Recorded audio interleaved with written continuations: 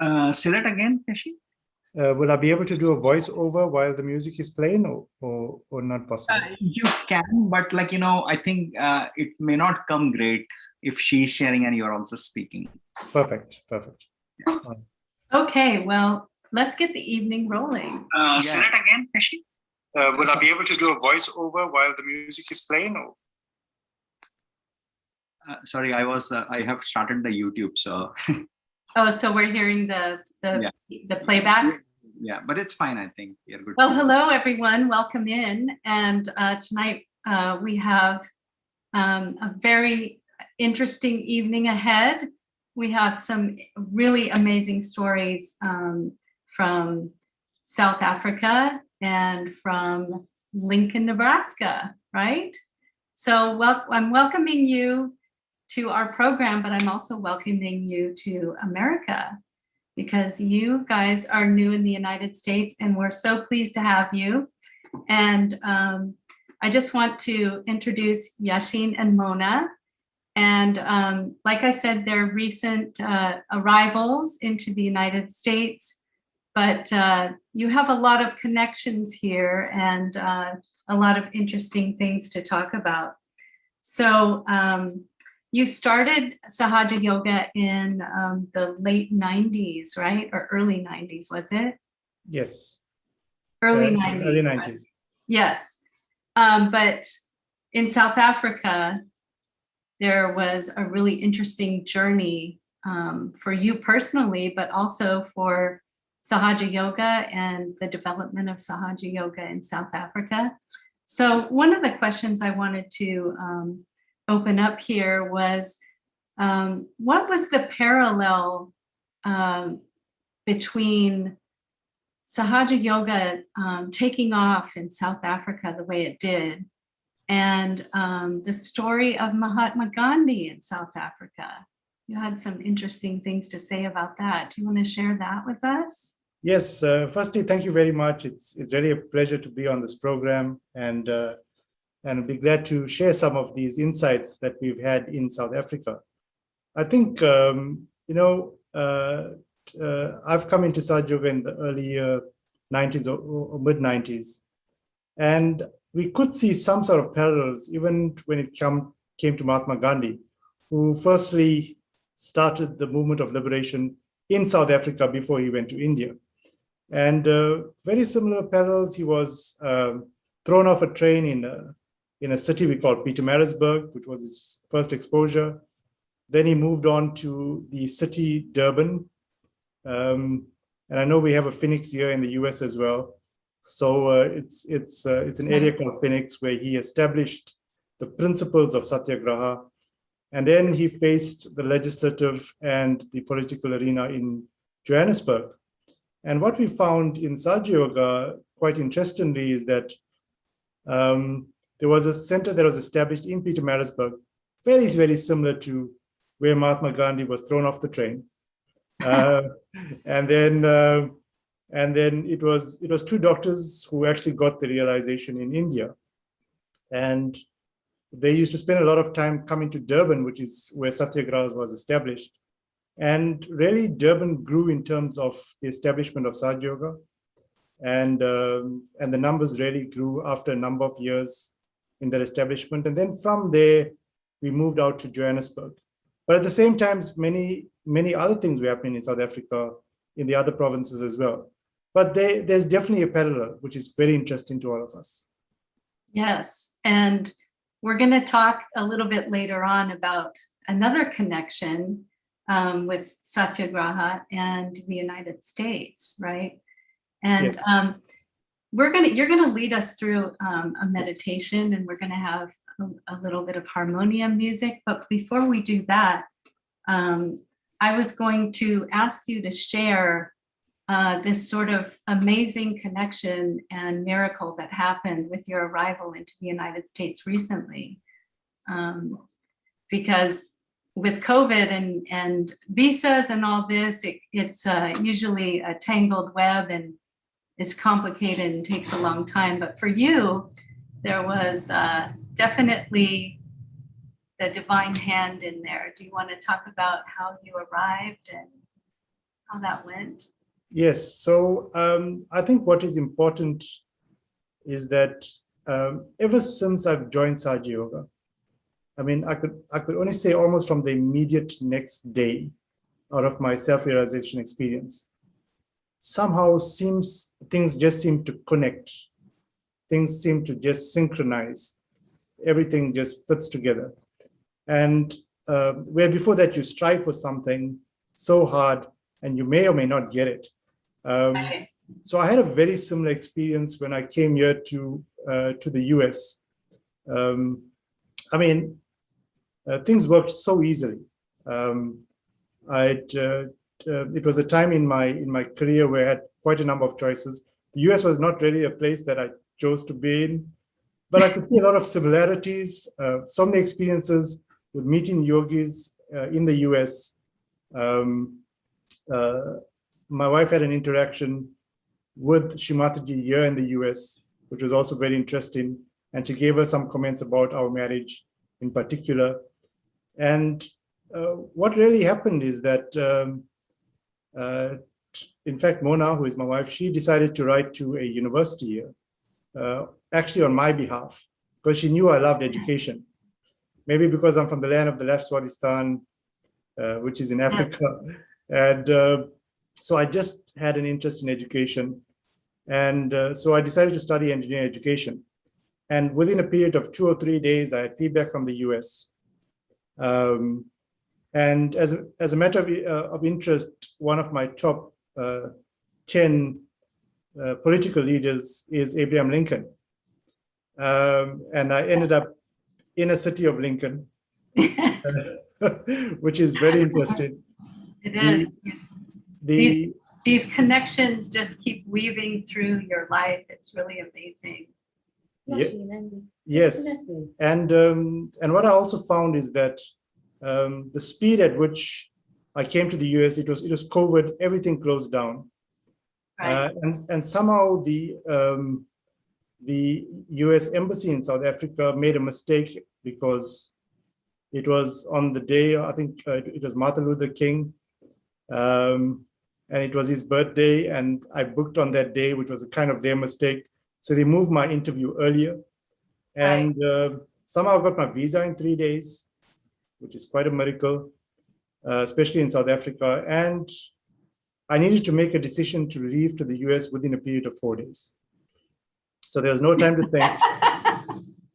Just a matter of saying, we either take the decision or we don't. And the moment we booked the flight, within the next 2 hours, we found out that was the last flight out of South Africa. Wow. So, and we ended up here. There you are. And it's funny how I feel that sort of like slight resistance, like the United States is not our first choice. This isn't our first choice, but here you are, definitely, an instrument. And then I hear you saying again, this is so amazing that it was Martin Luther King's birthday, and who was Martin Luther King's, sort of mentor or inspiration, but Mahatma Gandhi. Once again, we have another connection.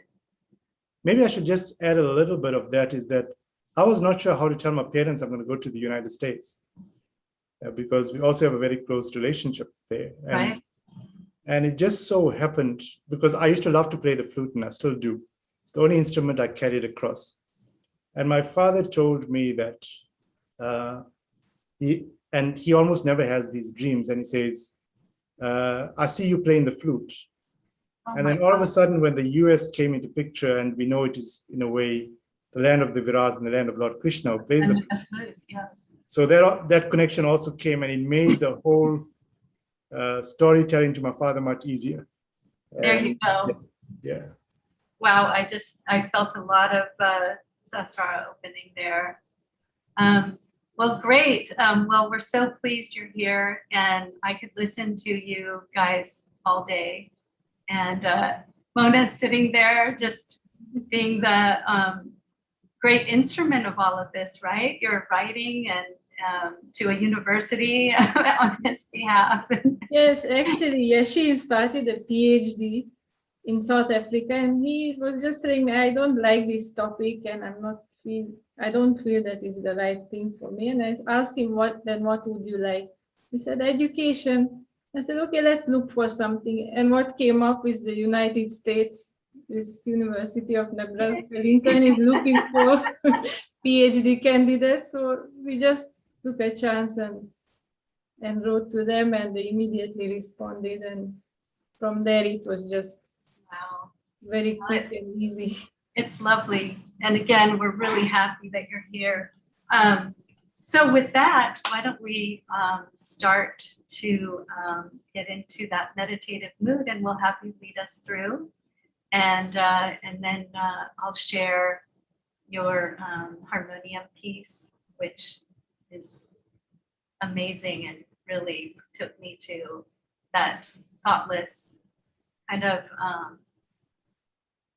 I don't know, it was very, very relaxing, and we'll hear it later, and that'll really deepen in us in our meditation tonight. And then we'll have some more chat, shall we? Okay, thank you very much. All right, cool.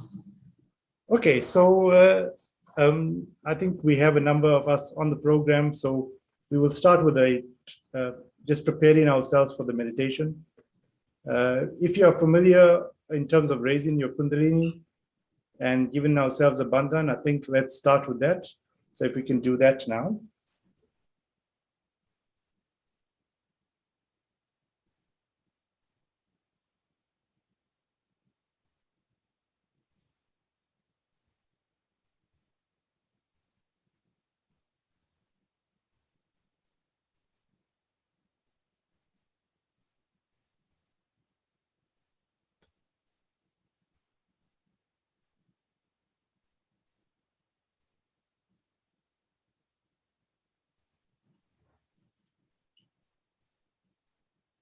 I think we'll try to keep our eyes closed and just be very relaxed wherever you are.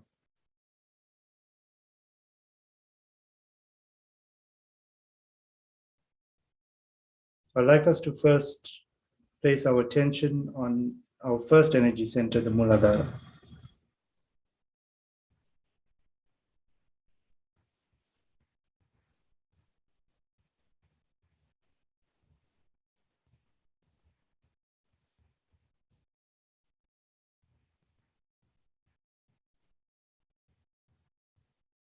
This is our center of innocence and wisdom.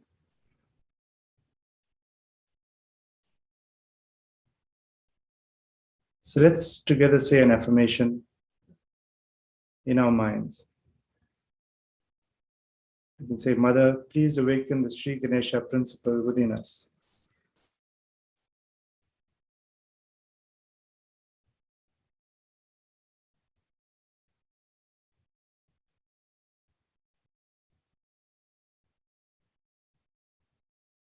Please make me the wisdom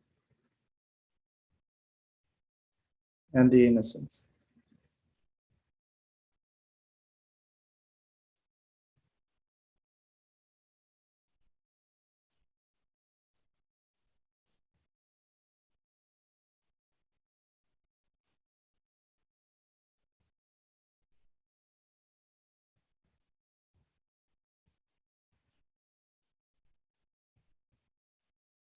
We can take the mantra of Sri Ganesha 4 times.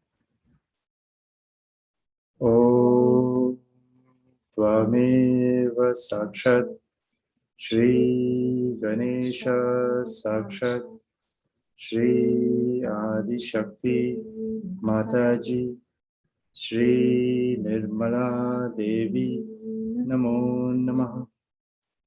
Om Tvameva Sakshat Shri Ganesha Sakshat Shri Adi Shakti Mataji Shri Nirmala Devi Namo Namaha. Om Tvameva Sakshat Shri Ganesha Sakshat Shri Adi Shakti Mataji Shri Nirmala Devi Namo Namaha. Om Tvameva Sakshat Shri Ganesha Sakshat, Shri Adi Shakti Mataji, Shri Nirmala Devi Namo Namaha. If you are sitting on a chair, you can place your hands towards the Mother Earth. If you're on the ground, we'll place both our hands on the Mother Earth.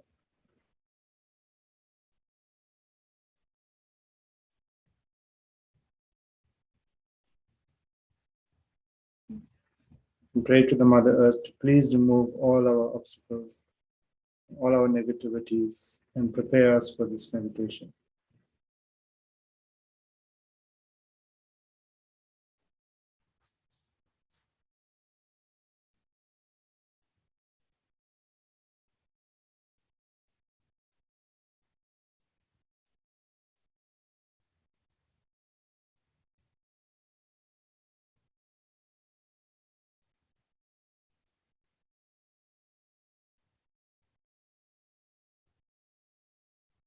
You can take the mantra of Shri Adi Bhumi Devi.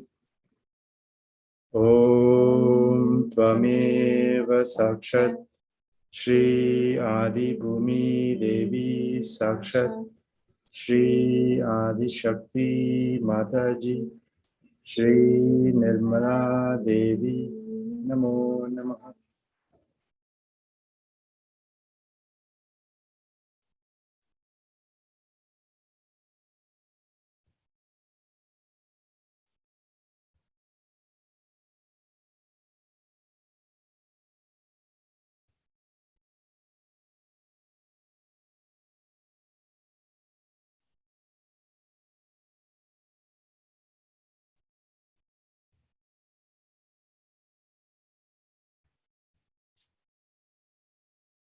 We can keep our right hand on the Mother Earth or towards it and our left hand on our lap.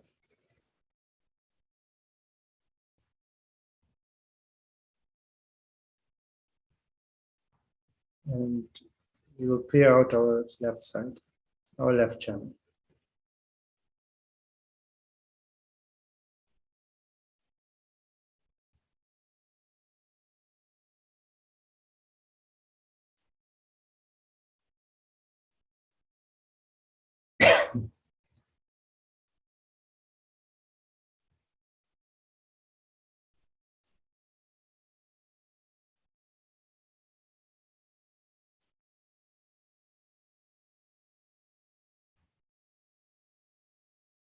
Here we can say in our minds, Mother, please clear my left channel.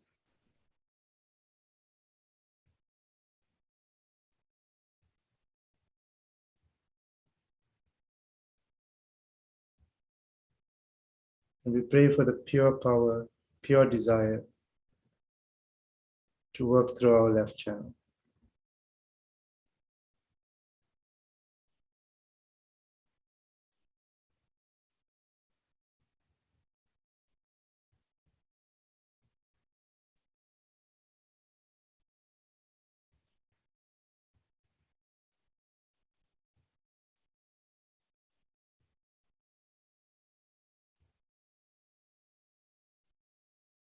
On the left side, we can affirm, Mother, by your grace, I am the pure desire of the divine.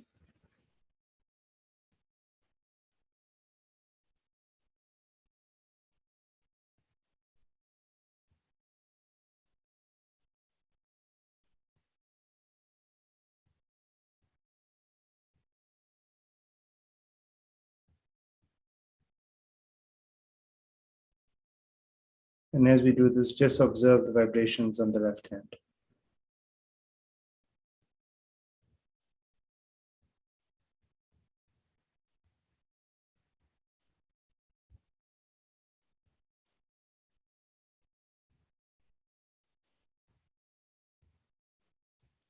Okay, now we will clear our right side.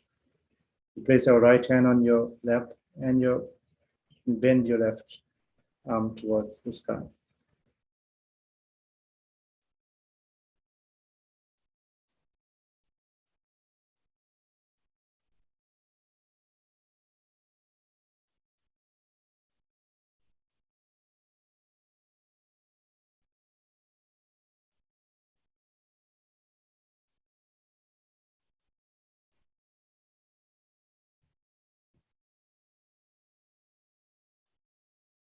Here we can say, Mother, please cleanse my right channel, my right side.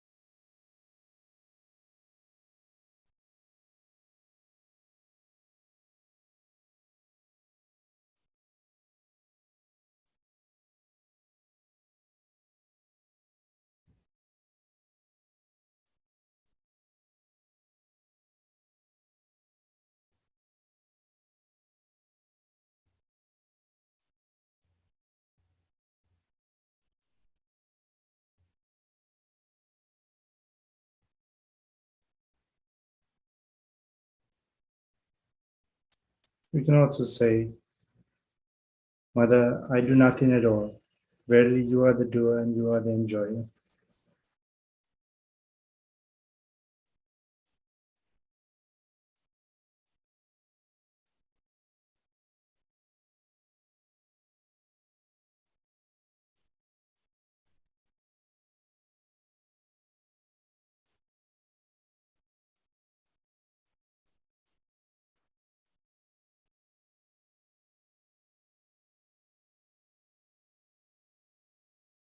We can say, Mother, please make me an instrument, an active instrument of the divine.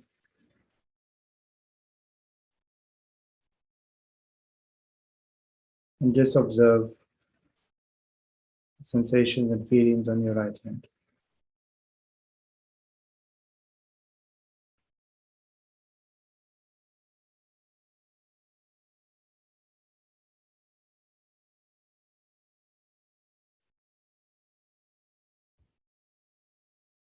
Okay, you can bring your hands back down. Just take your right hand onto your forehead. Just press against the temples. And to relieve the pressure here, we would say, from our hearts, Mother, I forgive everyone and I forgive myself. Mother, I forgive everyone and I forgive myself.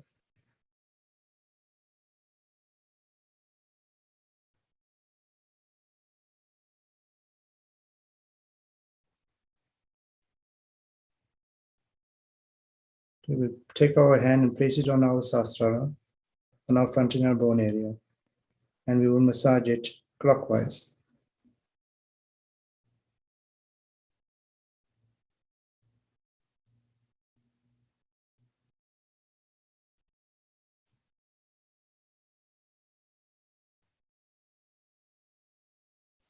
Here we will say, Mother, please establish my connection to the divine power. Mother, please establish my connection to the divine. Say it a few times. Then you can bring your hands back down. Now, during the meditation, you will hear some music. So, for the first few minutes, we will keep our attention on the sahasrara. And then after a few minutes, I would like you to move your attention to the Vishuddhi chakra, and you'll keep your hand on the Vishuddhi for about a minute or two, and then back onto the sahasrara. And then we can now maintain ourselves in meditation while the music plays.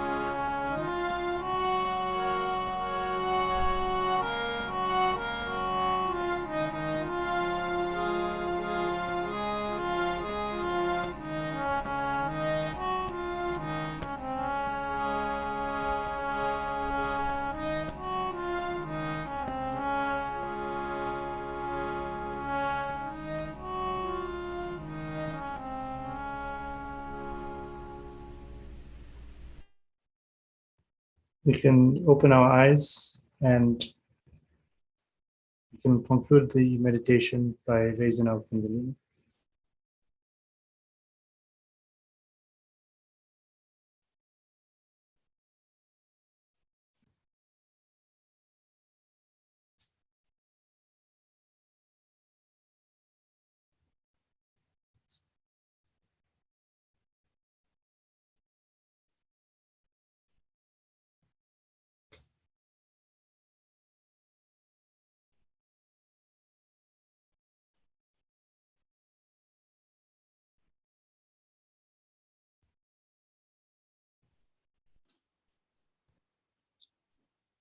Wow, that was amazing. I felt so much cool vibrations on my hands, and that it was just so melodious. The Vishuddhi felt so open. Thank you so much for sharing that. And even though it was a video, it just felt like we were all together. It felt like real time, like we were in your living room. So it was wonderful. Thank you. Thank you very much. Is this the harmonium an instrument that you took up after Sahaja Yoga, or was that familiar for you before? Or tell us a little bit about your musical journey. I know you mentioned the flute. Yeah, so I don't know how it all happened, but I was very inclined towards music from a younger age, but didn't really practice it. It was not really available where we were. So my grandfather on my mother's side had an harmonium, which nobody played in the family. And somehow I got hold of it. And because it was needed when I joined Sahaja Yoga, I just started to play it then. I always had a fascination for flutes. So I could share a story at some stage, but so I really wanted to play the flute, but I got to play, after Sahaja Yoga, I got to play a bit of the veena, the flute. Somehow the music just started to awaken. Right. But that really came from the practice of Sahaja Yoga that stimulated it just to a different level of experience for me. Yeah, so many musicians have said, or people who've dabbled in music even have said that just it really opens up, and people try different instruments, and so that you always hear that story of the guitar that sits in the corner of someone's home and collects dust, and then after realization it starts to get a lot of use, or any instrument for that matter, like your family's harmonium. I wanted to transition again back to South Africa and talk about how you came in the early 90s, but there were just a handful of yogis at the time. Can you tell us how it sort of burgeoned into, like, sort of 300 plus after, after a few years of just about a dozen yogis?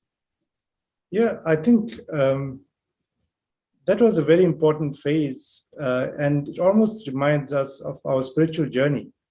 It's that in the beginning, you kind of get this a bit of excitement and something new. But then after that, you really have to work at it. And just like how you have to work on yourself, cleanse out yourself, and then all of a sudden, when the time is right, things happen. Just very much like planting a seed. And especially if you don't know about the seed, you just water it, nurture it, and some days it just grows, and some point in time even grows and develops fruit. I think the same happens with Sahaja Yoga, is that we had a handful of yogis, worked very hard, many of them, cleansing ourselves, trying to cleanse out the environment, because we are connected to nature in so many ways. And you really start to feel things working out through the nature, through you, as if you are an instrument. And after that, it just happened. All of a sudden, many years later, not too many years, but about 5 or 6 years later, there was a spiraling of seekers, and they just came into Sahaja Yoga at that time. Right. So you guys created that magnet that finally brought it together.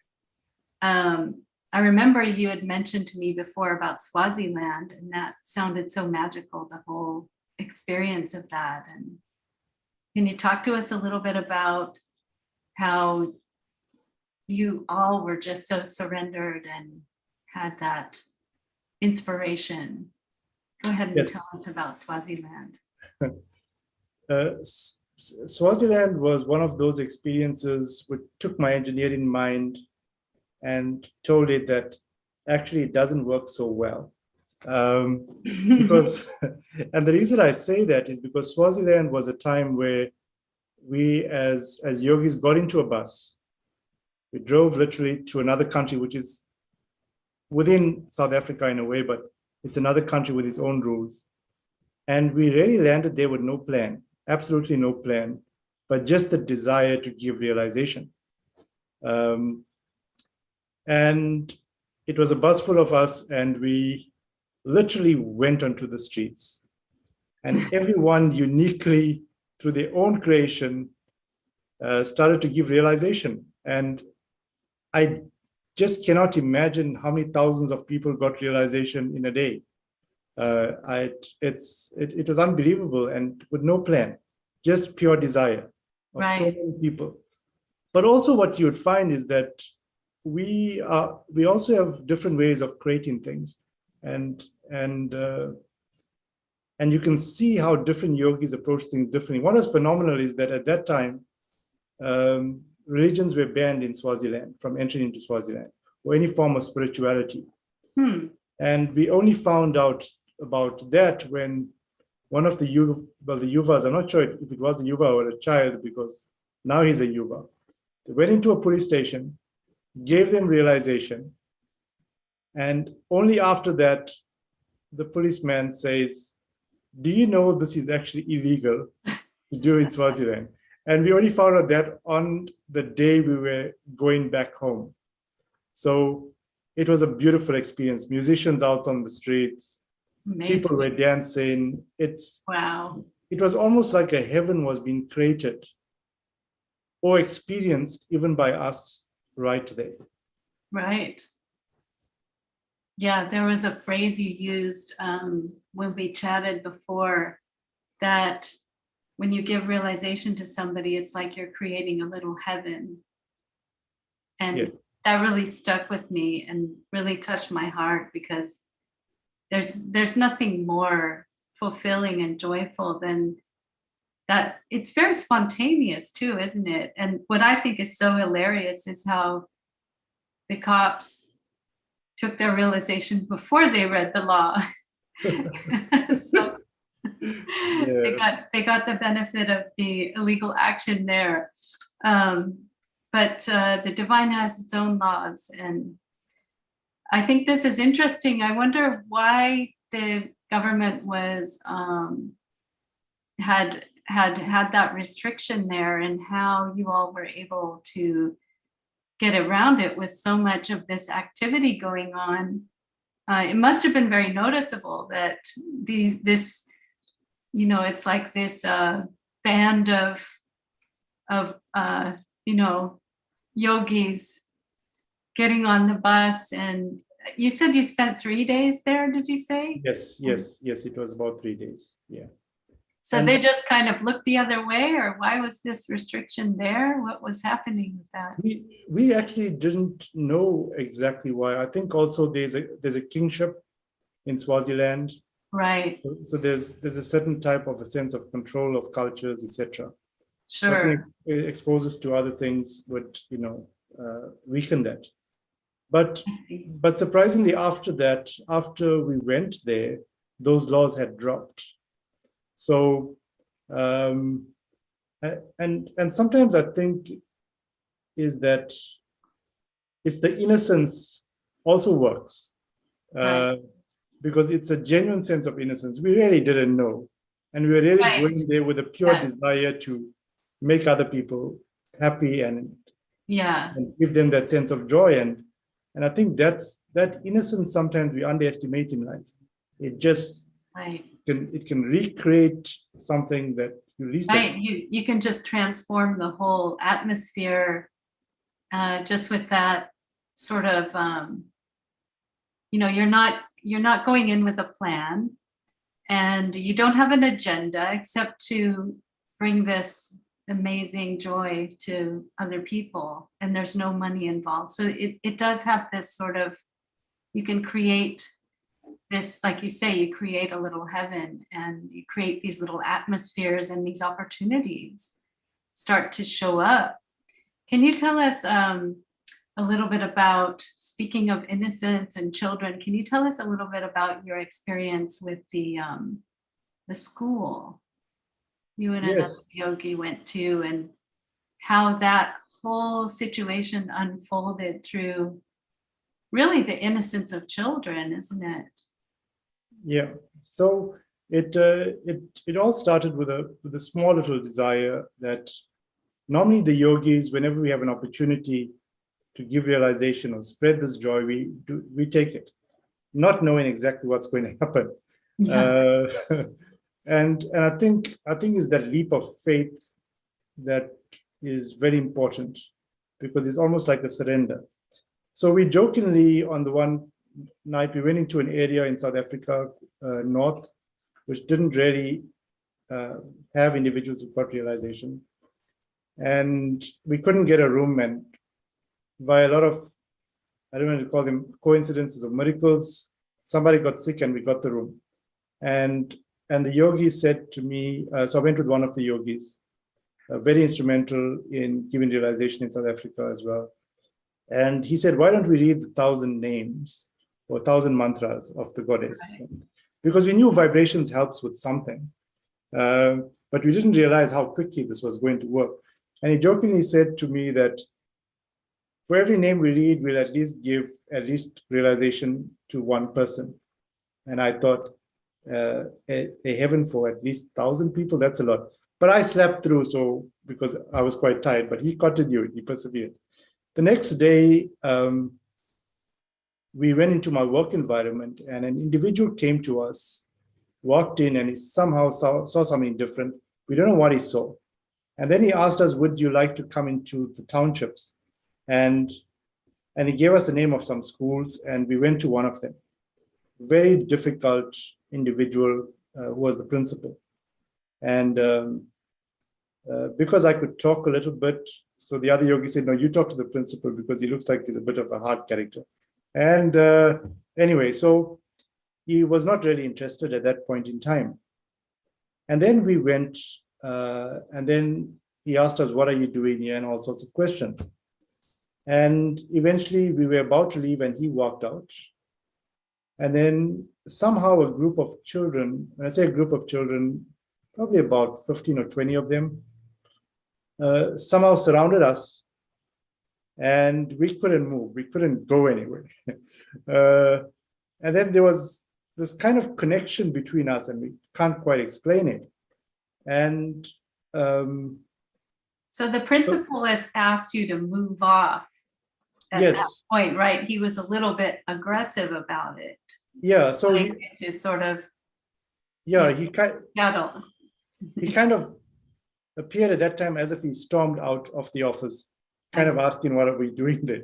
Then these children blocked us, and then this yogi, so one of the children came to him and really hugged him, and so he picked her up, and then all of a sudden, all the children started, they wanted to hold us or touch us for some reason. And then we saw the principal turning, and he was watching this. And then as he did this, more children came. And it's like you're the Pied Piper or something, right? Yeah. And we were just enjoying them because they were out in a rural area, and you could see their eyes are very clear. There's something about, something was going on.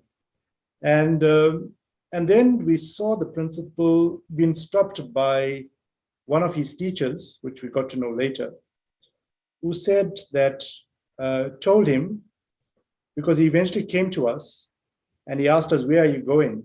And so we asked him, no, we thought, you didn't want anything in a way. So he said, no, that's not the case. And then we found out that this teacher had a dream of a lady telling her that there will be some individuals coming tomorrow and they will teach the school about meditation, and the school really needs this. So the principal literally stopped the entire school with the teachers and about 800 students or so. And that's how we got to give them realization. And 800 students and yeah, the teachers. yeah. Wow. That's amazing. It's And- absolutely incredible. And there were just the two of you. Yeah, it was just the two of us. We were trying to work out a strategy, but the strategy didn't work. We just decided, just speak our mind and let's see what happens. And it so happened that we went to a number of schools, and the last school we had the most phenomenal experience. And we wanted to meet the chief of the area, but we never got to meet him. Mhm. And when we went to the last school and we gave realization to that school, and we were engaging with the principal, and he had a really great experience. And he said he's never felt anything like that. And then we found out that actually the principal was the chief of the village. Oh boy. So that was very interesting. Yeah. That's amazing. And that's not very common, is it, to be invited like that into the townships and to see the schools like that? Or Yeah, I mean, you normally have to follow quite a bit of protocol, but because of the individual who met us first. and he was kind of your ticket in, kind of, because he saw something in you guys, right? Didn't he say, you know, there's something about you or something like that? And he was kind of the instrument to open this door to the townships. Yeah, he actually said that there's something different about you, you know. Mhm. And what is it? He says, I don't know what it is. Right. Can you tell us? And so we just gave him realization because we did. Sure. Um, I mean, it sounds also like they're incredibly sensitive to spirituality yes. in South Africa. So Yeah, what we find is that people in the townships, they take realization very easily. mhm. And they have the sense of innocence, so their mind doesn't cloud them or block them Right. from at least feeling the reality. Very Mhm. open-hearted. Yeah, open-hearted too. And there's that close, I mean, my daughter went to university there, but I've never seen it. And she said that everything is so close to the earth. It's very sort of, and also, you know, people are happier and spontaneous, and there's no kind of generation gap. It's everyone together. And it's just sounds very beautiful, the whole experience. Yeah, in Africa, you do get a lot of that. I mean, one of the countries, I think it is Benin. I mean, the amount of yogis and what they do there is very phenomenal. Yeah, I mean, it's almost like an entire country. of yogis, right? Yes. I mean, at one point we had heard that the president of Benin got his realization and was wearing his badge of mother and Yes. on his suit coat. And I mean, it's just hard to imagine that, you know, but Yeah. it's amazing. Well, shall we open it up? Does anyone want to ask Yashin and Mona any questions, or do you have any comments? I thoroughly enjoyed the harmonium. We got to hear the familiar melodies that we all love. And as soon as Krishna Govinda came on, my Kundalini was just woo, dancing up there and really happy. It's very melodious, and the way that you have interpreted those you know, the Ganesh Arti, and then the bhajan of Krishna is really nice. Yeah, no, thank you. The harmonium is really not a solo instrument, so I tried to make something a little bit different, just to add some flavor. Yeah, absolutely. And thanks for staying with us into the night, because I know that was part of the reason why we didn't do it live. Anybody have any? So we had a couple of comments in the chat, just people really thanking you for coming and gracing our living rooms. It really feels like we're all together, doesn't it, when we're on these music meditations? It's fantastic. Yes.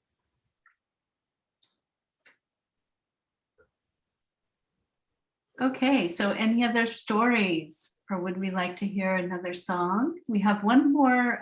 We have one more video. What do you say? Okay. This one's a bit shorter, right?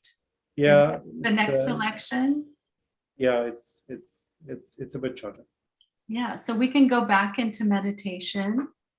And if anybody has any comments, well, one thing I wanted to say before going back into the music is it's just really nice to meet you guys, and we hope to see you really soon. I know all the Bay Area yogis just love when new folks arrive. So we're really happy to welcome you to America, and we hope that it'll be fruitful, and you both are obviously very dynamic and desirous of giving realization, and that's just what we need. So with that, let's see if I can cue up the next one. I'm not sure if hang on 1 minute, folks.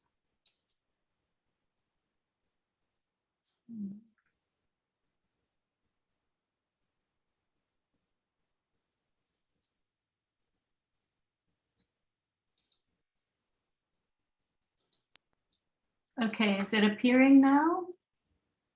I think so, right?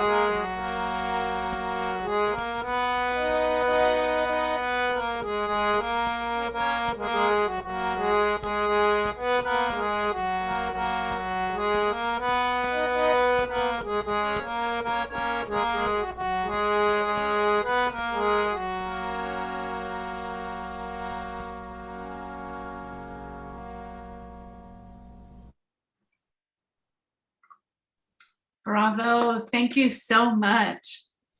That was Thank you. really nice. Nice Thank way you. to cap off the evening. Well, that's going to conclude our program. Do you want to end it with a few words, and maybe we can finish off with raising our Kundalini again and giving Bantan. Srinath is saying thank you. Jai Shri Mataji. Thank you very much. It has been a really pleasure to be on the program, and I see a lot of familiar names. Some from South Africa as well. So yeah, that's. Oh, fantastic. Yeah. Okay, and Ishwar says thank you also to everyone in Jai Shri Mataji. Yeah, it was a very gentle, very beautiful couple of selections of music, and it feels as if, you know, when you're with yogis and you know, it's like almost like an ashram, or everybody coming to someone's house and just having that music playing. And it really, that last one, my Kundalini was really dancing up there. So thank you so much. Yes. And we hope you'll be able to come in and join and see the programs on Tuesday nights. I know it's a bit late, but you can also catch it on YouTube. So Sabine Palaka or Palaka, to everyone, Jai Shri Mataji, and thank you. Yeah. Okay. All right. I think with that, Jai Shri Mataji to everyone, Jai Shri Mataji. and we can raise our kundalinis and give a bandha.